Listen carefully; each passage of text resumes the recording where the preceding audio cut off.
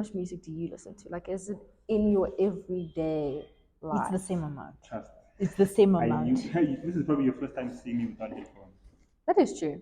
Because I consume a lot. But Yes. So music really is a part of your everyday life, like everything you do. I feel like outside of music, just sounds in general are part of everybody's day-to-day life. Yeah. I think it would be weird if someone doesn't consume any sort of type Yeah. of music or genuinely do. that would be quite odd. Just to throw it out there, what if music never existed? Like, what do you think life would be like? I don't think that's actually possible. Because I can't even conceptualize if music wasn't a thing. Because if you think about it, if we didn't have music, that would mean that there would have to be an absence of sound. Like, There would have to be an absence of sound, of speaking, I of get the question. Yeah. Because when I meet people who don't listen to music, I want to understand like what's your day to day, and it makes sense for you. Cool, right? For but you. I don't think I would be the person I am today. Yeah. If I didn't. So what if there was an absence of music, but sounds were still there? Just no one had the idea Evolved to. it, yeah. Yes. So how would you think that would be like? I Just don't like know, a word. Like how would you describe it? Dead. Very down. I wanted to say dull, but dead. Dead Because and down. Because you find music in different because elevator music, there's music in clubs, music in cars, like restaurant people, music. It's even in movies. Yeah. Because people actually don't think about how much music goes into music. Because when you're watching the movie, you don't really hear that this is a song. 'Cause Yeah. You think it's The background. score of a You movie don't is think about it. important, So yeah. I really don't think a lot of things would exist without music. personally. Also, I think if you link it to identity, because some people, there's that debate where they say, yeah, do you feel that the music you listen to shapes your identity? But I think it doesn't necessarily shape it. I think it affirms it or it validates me. That's the one. Yes, it validates me because it's one of those things of like I'm not like I'm idealizing, artists and things like that, but I'm just like, okay, I thought it out and it's valid to me, but I thought I was the only one who thought like this. But I know there's other people who think like this because maybe you're just translating it differently into a different art form. So it just affirms how I'm thinking and the identity that I already have or that's already existing. Yeah. Because I think the reason I'm saying that is because with music, I don't grow to music. If I hear something now, I know I'm going to like it. It's never going to In land. my opinion, the absence of music would lead to a lot of the linkages in my life personally were made because we like the same music or this. I wanted to listen to this person, so I went to this place, and then all of those kind of things, I would miss out on a lot of my life because Human interaction also. My biggest moments, the music was it. Type of thing. So I can't even fathom what kind of life I would have lived. No, because if you think about it, like I said, with the human interaction thing, when you have music, one, if you're sad, you listen to music alone, it comforts you. Yeah. Or maybe if you hear a song that reminds you of someone, you send it to them. Now I like the fact that you said that music affirms your identity. And that also opens up like a way to sort of get in touch with your consciousness and what you would bring not only like to other people but to yourself. Like you figure out yourself through music as one that's expressive and it gives you a voice and all those. Not just that, I think in knowing yourself or in understanding yourself, you also understand other people better. Yeah. Because it's so important to. You run into people who you can see that they're not in touch. Yeah. And I genuinely sometimes think it's because of the lack of music you take into it. Because with the affirmation thing, you realize that when you listen to a song, the reason why you liked it was because of something that was said or the feeling it gives you. That's something you had already, you just didn't know. The feeling it evoked, yeah. So once you find a song that connects the two, it's automatically in your head forever. Your understanding of music urbanism. Like what would your idea, without having, maybe you guys probably read on it, but what would your understanding of it be? Music urbanism. Yeah.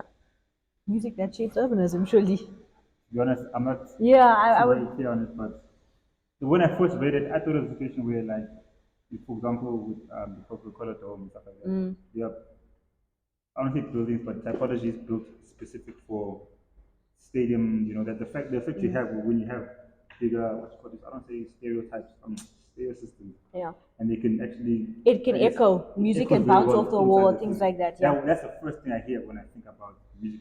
But in terms of the city at large, I can't really think of much. I don't know. It's like you said, it's that thing of you can build environments that can elevate music or enhance music, Yeah. like you said, with a stadium or whatever, or if you have like an open plan, let's say you have a house or whatever, open plan, where if you play music, it can stretch or in stores and things like that. But I think it's more like a thing of, I think, I don't want to say music is limited to urbanism, because I feel like anything in the arts, the four types of arts, you'll have your visual arts, your dance, your theater or your drama, and your music, everything I see holistically in shaping the urban environment. Because remember, obviously things change, discourses change, music changes as one, so does the environment, and it adapts to that. So I think that they've got like this interdependent relationship where they run off of each other, saying that some music shapes the environment and some music is, basically the identity of the people that are there. So that makes me think, I'm like, I don't know if music shapes the environment or if it affirms the environment, like we said. I think it makes more sense that way. 'Cause Yeah. I can't think of much, like, technically, Yeah. that music offers. Because think about it, the environment makes the person, but the person makes the music. Yeah. So, So, yeah. yeah, that's how I the think way of you it. look Do you think would be the first thing that comes to mind when you think of music and urban design? Like, how do you think they interact or are linked? They can enhance each other. That's what I think.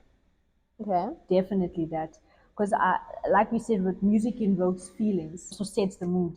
And like I said, affirms the surroundings Yeah. as well. I can't think of anything that music can structurally give to urbanism. But in terms of the Socially and socially, it's definitely like almost essential. Because we go into urban spaces, we like to think of urban with rap music or, things like that. We like to associate urbanism with rap music and things like that. But I'm just saying, like, it goes so much further than that, especially with your contemporary music. I'm not talking about like your R&Bs. I'm talking about like your Steve Lacy's, your Omar Apollo, all those homies. I'm just like, these are things where if I listen to it in my bedroom, I'm not expecting to hear it outside. But when I hear it outside, it's even better. It's better, It's yeah. even better. that information is crazy. Yes, it's even better. It just makes the environment. It makes me want to go back there. Let me Yeah. just say Yeah. that. Yeah. It makes me want to go And I back feel there. like that selling point is what a lot of people are missing out on. In terms Music really does do a lot, but you don't notice or recognize it until like the moment's gone. But I feel like music also romanticizes spaces and And interaction. also the fact that music has some sort of influence, like you said, not structurally, it does create its own like mood and atmospheres, but then it also creates its own activities and behaviors that But you also, expect in those things. yes, I was gonna say, like, I'm not expecting to hear classical music when I'm going down the streets of Bram, you know? Yeah. Or like if we go to like Conquer, I'm not expecting them to play a lot of trap. I'm most expecting I'm a piano Yeah. or house music or Yeah. something like that. And that has its own like deemed activity and behavior that it's associated with. Like And expectations of what's gonna happen. exactly. Yes. So my question is, how do you think that sort of aspect of music influences activity in urban spaces? Like for your example in Brahm. Like what do you think when you think of Brahm and you think of a certain music, what activities do you think are gonna happen in that space? So like for example, we're in Brahm and we're in Great Dane and we're listening to Steve Lacy. What do you think is gonna happen in that space? I'm just thinking there's a whole lot of wholesome people there.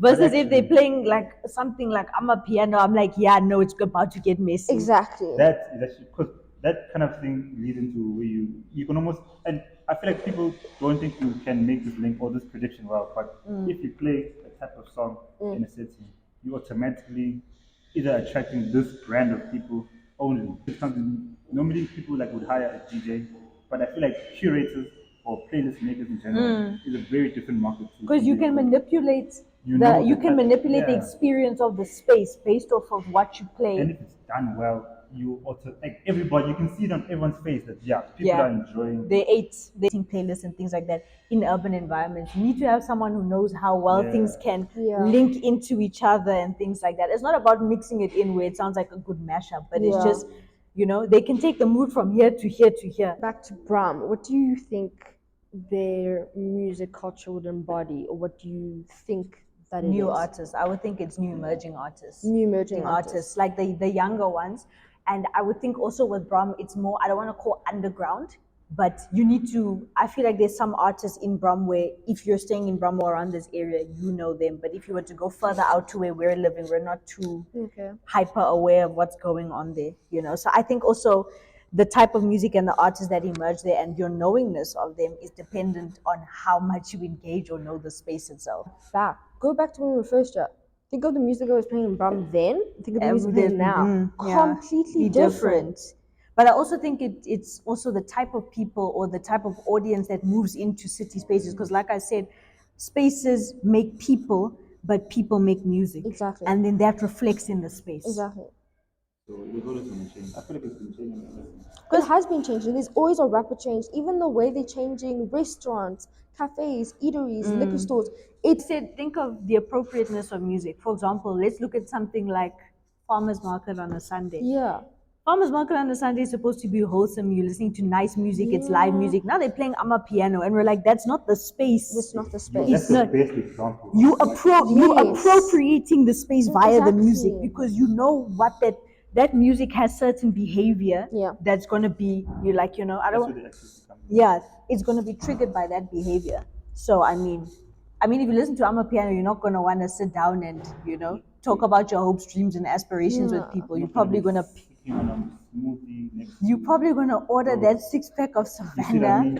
It changes everything. People are on tables. It's like I don't know. I like to associate music with spirits. I feel like some music ignites a spirit in you. Do you think that Brahms music culture is kind of invasive in a way that if you don't know it, you feel like an outsider? You're like, Yes. I'm experiencing this for the first time. That means I have to do it again so I can actually ingrain myself into it. So do you think it's a thing of like it's invasive because you have to keep going, which is not a bad thing. But then it becomes to the point where like, okay, I'm not catching on because I haven't lived in the experience. I'm not here every time. I think music is very exclusive. If we're playing music in a certain area or if you're in a certain space, I'm expecting a certain type of person to be there and to understand it. Now you get an outsider who doesn't necessarily understand it the way the collective public or the general public in that space understand it. They're going to feel out and they're not going to want to come back to that space because they know, okay, this space has this type of music, it has this type of people, and if you feel like an outsider to that space, either you have to go back to, back home or your private space, your private realm, change yourself so that you can sort of conform to that music and then go back into the environment. So I do think it's quite exclusive, in that sense where I want to say that the music and the urban environment accommodates a specific type of person. Okay. I think contrary to that one would be how you run into people who you wouldn't expect to listen to a song. So when I catch someone listening to a song that I know very well or that is a certain type or associated with a certain type of people, when I hear someone outside of that bracket listen, it almost you can feel it that no man, how do you know this song? Yeah. The fact that we can associate an entire brand of people or personality of people with specific music should mean that whenever you go to places or you go to spaces, those type of people are expected to be there. So how come they can't correlate that when they're doing this in the restaurants and the DJs? I'm actually thinking of that now. Think about when we were like in high school, like say 2015, 2016. Remember when we had like our skr kids? And then those are kids I would associate with going to Brom because that's when Ricky Rick and Casper, Major League, all those DJs and stuff were popular. And then that was the place for people to be because they would host a lot of events in that area. Now you get to like the youth now, like our high schoolers, our 15, 16-year-olds, what are they called? The Twizzies. The Twizzies. Or the opium kids, where they listen to Playboy Cardi and Yeet and all those people. I can't associate that with Bram because already, like, I feel like the skr kids already set the mood there. Or what would you associate? I wouldn't. What would you associate Bram with now? I think Bram is still be like your hip hop, your R&B, your piano, things like that. Because think about like the amount of shisanyamas and things like that you get in Bram and what they play there. Yeah. Or your Afro beats. It also depends. Yeah. To be honest with you, I feel like the further we get from the 90s, the more diverse. Or let me just say, I feel like Bram embraces African music more or locally produced music more compared to other spaces. Yeah. As long as Think of the demographics of the people who are in Bram. Mostly students, mostly young professionals, mostly queer people. Like it's a lot of different things. So you can't pinpoint what Bram music culture is associated with because it's literally like this. Yeah, but I think also if you look at the spaces, I feel like there's spaces that accommodate people, and then the music in itself will then accommodate those people that are in those spaces. Because, like we said, back to my main point, spaces make people, people make music, then they reinforce that into the space. Okay. So Okay. And then I think that these spatial, these social spaces and the social dynamics would bring up challenges just from their music, or do you think music doesn't necessarily cause conflict and challenges and like crime and it does like cause conflict and challenges. Okay. Let me tell you, one time we went to Cullinan. Remember when you went to Cullinan? You weren't there. Went to Cullinan, we were sitting at an Afrikaans bar having breakfast. Like it's a Buddha plate there, right? Now and think about it now, we've got a whole bunch of POCs coming in. There's about 30 of us. We're going to sit there.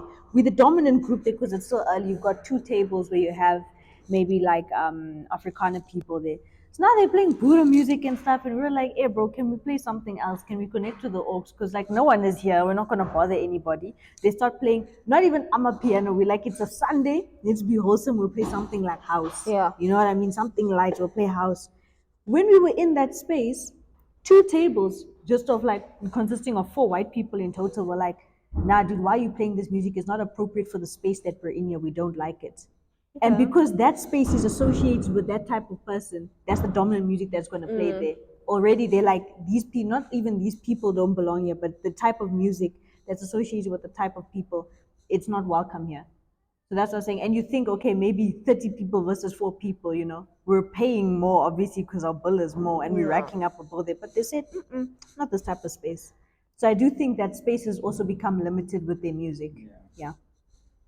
And You've already got this preconceived idea, which is based off of the social constructs that people have put in place there. I don't. It's conflict, but you can't like. You have to accept. Yeah, you All can't you can do is fight. accept, You yeah. can't fight it. You can't be like, but it's just like okay. Because That's I know what it we're all is. for inclusivity and everybody integrating themselves into spaces and everybody should be welcome in a certain type of space. But in reality, it's not like that. Because people will, like we gatekeep music, people want to gatekeep their spaces because they want people that relate to them in that space specifically. So, I mean, if you come there and you want to change it up, you can't even blame someone for saying, listen, we don't do that here. Because I imagine someone came into a space that you deemed as your space. They just there temporarily for like a day. Yeah, I'd be like, nah, dude, we don't do that here. But now, the upcoming of I'm a parent being like this big thing now. Urban design or how people design their spaces are going to be completely different just to accommodate that type of music. So like you said with the dome, like the way they built it was so echoes. Do you think now we're going to do that on a smaller scale and be like, cool, we want to open this, let's say lounge, but we're going to pay A, B, C, D. So we want the type of space to be able to enhance that experience of the music. If you're smart and you're meticulous with how you design a space and you're not just blindly designing a space so that something can pop up, you would look at tactics like that, especially relating to like, your physical science components of how music bounces off. Because like, I mean, meticulous and you're a good urban designer and you know what type of aesthetic, what type of feeling you want to invoke, what type of people you want to accommodate, you will go into things like that.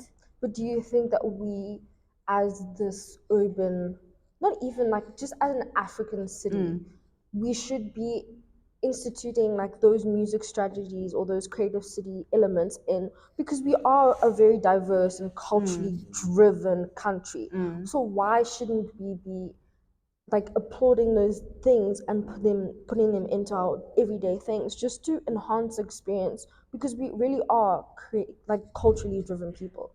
I'm actually interested to find out about, because the club culture has obviously taken over in the past like 5 years or so. So I'd be surprised to find that the clubs that are popping up now have not actually done their research on that kind of thing, because that the market for it seems to only be growing. So but I'm if you thinking get it now of right. other spaces, like I said, you would have your pop-up stores or your malls and things like that.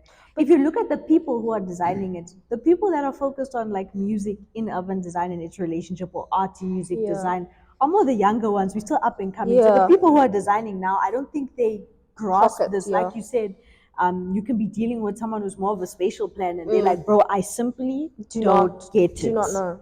Why is it important? Why is it important? Because remember, we're looking at how planning is still changing from its technocratic and its, those characteristics to more of its planning is social, planning is political, planning is, it deals with people, planning is people. design is people, not just people must conform to the design, but now we're like, okay, this design needs to conform to people. But I think the making, especially in Brown, where it's a rapid changeover of different things, especially pop ups.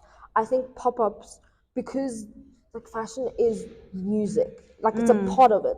I think the way they're doing pop ups now in Brown, especially, it's so heavily musically influenced that you wouldn't even think it's a pop up. You'd think it's like a little lounge, a little cafe, like a music speakeasy or something like that. So I don't know, like I think we are moving towards ingraining music strategies and creative elements into our things, but they're so soft spoken that you can't even point it out and recognize. I just think music and urban design is very much a subconscious subliminal thing. So in order to incorporate that into urban design and how you want to design the space, and like I said, if you're using physical science components where you want to see how the sound, what type of sound you want to use, what type of, is it going to bounce off the wall, is it going to echo out, do you want it to be more silent, do you want it to project more? I think it really delves into your understanding of people. People are very visual and they're very sensory people. So when you hear something, you're like, if you hear something and it evokes a feeling, you're like, okay, I either want to be there or I don't want to be there. Yeah. So I think it's very important to think of, especially with urban design, holistically and the components that go into it, like looking at everything as a bigger picture. Which I don't know. I think it's kind of weird because I kind of associate it with master planning, where they're like, okay, we're planning everything to a T, and then this is how it's gonna sort itself out. But I think, yeah. When you're doing, for example, we do with the structures, that if you design specifically for this genre, if the genre dies out over time, What are you are gonna in trouble. do? So that's another. That's why I said it kind of makes me think of not spatial planning, master planning, where you're planning everything to a T. You're trying to predict the type of people that are going to be there, and you're kind of trying to manipulate the behavior of the space and the activities that are going to happen in the space based off of, like we said, the small components like the music and then the urban design and the physical components of the urban design, backing up or enhancing that type of music to fit that type of person. But as you said, if that dies out, what happens with the space then? Yeah. A point I got from LinkedIn when I was doing UDF was that, for example, with public spaces, if you try to almost, he says he called it programming. If you program it to do one specific job, you fail. Yeah. So you need to leave space for people to do, to appropriate how they see fit. Exactly. So Yeah. if the design does the same thing, I think it goes well. And that's where it gets tricky, because when you're designing, you can't design for everything, as they Yeah. say. So you have to You can't design for everything, Yeah. and you also can't dictate human patterns and change.